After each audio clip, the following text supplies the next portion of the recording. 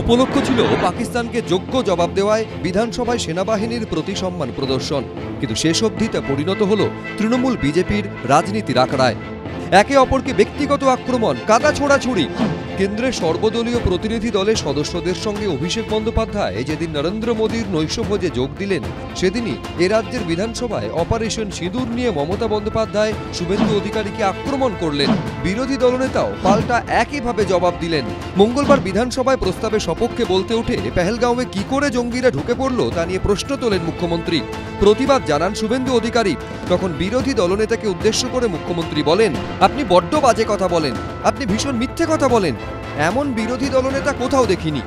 শাহবাজ শরীফের সবচেয়ে বড় গুণমুগ্ধ পশ্চিমবাংলার খালা আজকে পাকিস্তানের পক্ষে ব্যাটিং করেছেন। খালা বলতে পারেন, বুবু বলতে পারেন, আপা বলতে পারেন, ফুফা বলতে পারেন। সম্পূর্ণ অপব্যাখ্যা করছেন। বিজেপি নেতারা বিভ্রান্ত, কনফিউজড। এটা সম্পূর্ণভাবে তারা মিথ্যা কথা বলছেন। শুভেন্দু অধিকারী সম্পর্কে মুখ্যমন্ত্রীর মন্তব্যের পরই তুমুল হট্টগোল শুরু হয়ে যায় বিধানসভায়। বিজেপি বিধায়করা মোদি মোদি বলে চিৎকার করতে শুরু করেন। পাল্টা ট্রেজারি বেঞ্চ থেকে আওয়াজ ওঠে দিদি দিদি। এরই মধ্যে মুখ্যমন্ত্রী বলেন, আপনারা দেশের লজ্জা, সামান্য ভদ্রতা, সৌজন্য এরা জানে না। হাউসের মধ্যে এইসব করে, বাইরে কি করে?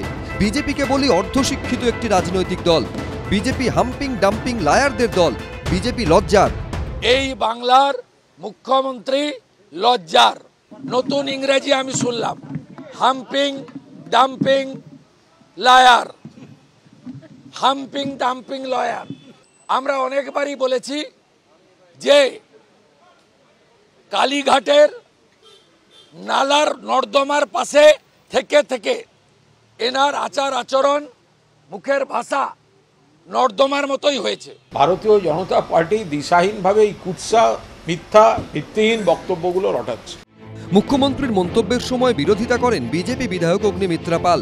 তার উদ্দেশ্যে মুখ্যমন্ত্রী বলেন, আপনি ফ্যাশন নিয়ে বললে শুনবো, রাজনীতি নিয়ে আমাকে জ্ঞান দেবেন না। দুদিন রাজনীতি করছেন, এভাবে হাউসকে অপমান করবেন না। আপনি কি করেন আমরা সব জানি।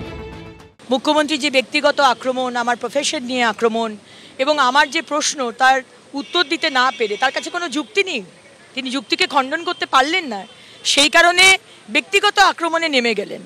সুতরাং এইটা আমার খারাপ লাগছে যে আজকে ওই চেয়ারটাকে অপমান করা হলো। এরই মধ্যে শুভেন্দু অধিকারীর বিরুদ্ধে স্বাধিকার ভঙ্গের প্রস্তাব জমা পড়ল অধ্যক্ষের কাছে। প্রস্তাব জমা দেন শোভনদেব চট্টোপাধ্যায়, অরূপ বিশ্বাস এবং চন্দ্রিমা ভট্টাচার্য। প্রস্তাবে বলা হয়, এদিন বিধানসভার ভেতরে মুখ্যমন্ত্রী পাকিস্তান বা শাহবাজ শরীফ নিয়ে কোনো বক্তব্য রাখেননি, কিন্তু শুভেন্দু অধিকারী বিধানসভা চত্বরে সাংবাদিকদের জানিয়েছেন যে মুখ্যমন্ত্রী পাকিস্তানের পক্ষে সওয়াল করেছেন, তাই এই স্বাধিকার ভঙ্গের প্রস্তাব। অধ্যক্ষ জানিয়েছেন বুধবার এ নিয়ে রুলিং দেবেন তিনি। দায়িত্বশীল একজন বিরোধী দলের নেতা, তার কাছ থেকে এটা আমি প্রত্যাশা করিনি। আমার এখানে প্রিভিলেজ জমা পড়েছে, প্রিভিলেজের আইন অনুযায়ী যা করার সেটা আমরা করব।